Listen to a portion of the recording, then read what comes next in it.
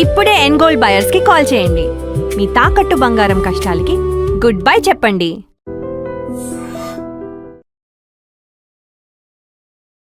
నమస్కారం, welcome to I dream. ధర్మ మార్గం విత్ విజిత కార్యక్రమానికి స్వాగతం.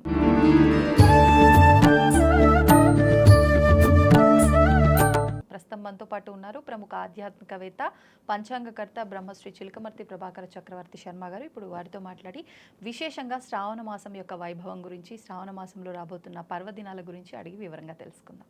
నమస్కారం అండి. నమస్కారం అమ్మా. అయితే మనకి విశేషంగా ఇప్పుడు ఈ నలుగురు దేవతామూర్తుల్ని ఆరాధించే మాసమే శ్రావణ మాసం అన్నారు.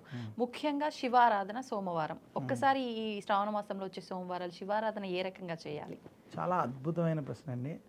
ముందు మనం శివ పురాణాన్ని చదివినా, దాన్ని అర్థం చేసుకున్నా, శివ పురాణం ఆధారంగా శ్రావణ మాస వైభవం అనేది మనకు తెలుస్తుంది.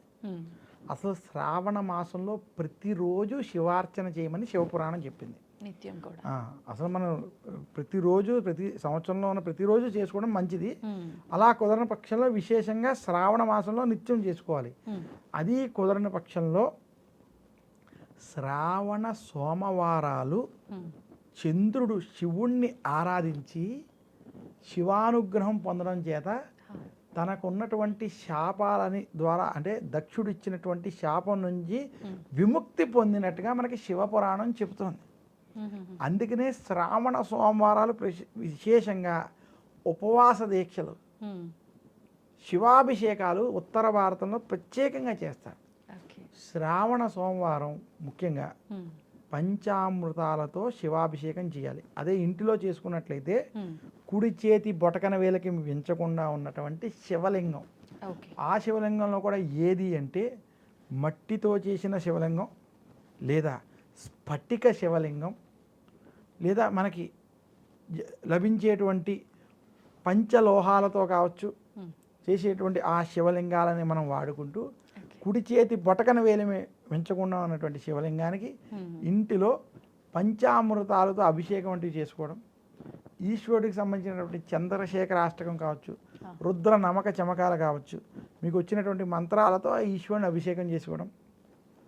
ఓం హర హర హర నమ సోమాయ చ రుద్రాయ చ నమస్తామ్రాయ చ రుణాయ చ నమ శంఘాయ చ పశుపతయే చ నమ ఉగ్రాయ చ భీమాయ చ నమో అగ్రేవధాయ చ దూర్రేవధాయ చ నమో హంత్రే శహనీయచే చ నమో రుక్ష్యేభ్యో హరిగేశేభ్యో నమస్థారాయ నమ శంభవే చ మయోభవే చ నమ శంకరాయ చ మయస్కరాయ చ నమ శివాయ చ శివతరాయ చ నమ స్థీత్యాయ చ. అలా ఈశ్వరుడికి అభిషేకం అది చేసుకుంటూ, లేదా శివాలయంలో అభిషేకాలు వంటివి చేసుకుంటూ శ్రావణ సోమవారాలని ఎవరైతే భక్తి శ్రద్ధలతో చేస్తారో శివానుగ్రహం వల్ల ఆరోగ్యము, ఐశ్వర్యము కలుగుతుంది.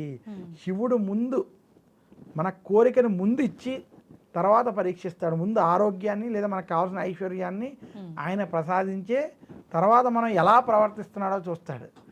శ్రీ మహావిష్ణు ముందు మన యొక్క భక్తిని, ప్రవర్తని పరీక్షించి తర్వాత మనకి కావలసినటువంటిది ఇస్తారు. సో ఈ రకంగా ఈశ్వరుని శ్రావణ సోమవారాలు అభిషేకం చేసుకోవడం వల్ల శుభ ఫలితాలు కలుగుతాయి. ఇప్పుడు విశేషంగా శివుణ్ణి బిల్వ పత్రాలతో కూడా అభిషేకిస్తే ఈ మాసంలో లక్ష్మీ అనుగ్రహం ఎక్కువగా ఉంటుంది అంటారు. ఇది నమ్మచ్చండి? చాలా ఖచ్చితం అమ్మా. శివుడు యొక్క అనుగ్రహం ఉంటే, ఎందుకంటే కుబేరుడైన లక్ష్మీదేవి కూడా సోదరి కాబట్టి, ఆ యొక్క కుబేరుడు యొక్క అనుగ్రహం కలగాలన్నా శివుణ్ణి గనక బిల్వ పత్రాలతో ఎవరైతే పూజిస్తారో ముందు అభిషేకం చేసి గంగాజలాన్ని సమర్పించి బిల్వ పత్రాలతో పూజించినటువంటి వారికి లక్ష్మీ కటాక్షం కలుగుతుంది. అందులో ఎలాంటి సందేహం లేదు. చాలా సంతోషం అండి. ధన్యవాదాలు. And for more videos, please subscribe to iDream. Please subscribe to iDream. Please subscribe iDream. And please subscribe to iDream. For more videos, subscribe to iDream. please like, share and subscribe to the channel. Congratulations, iDream. Subscribe to iDream. Subscribe to iDream.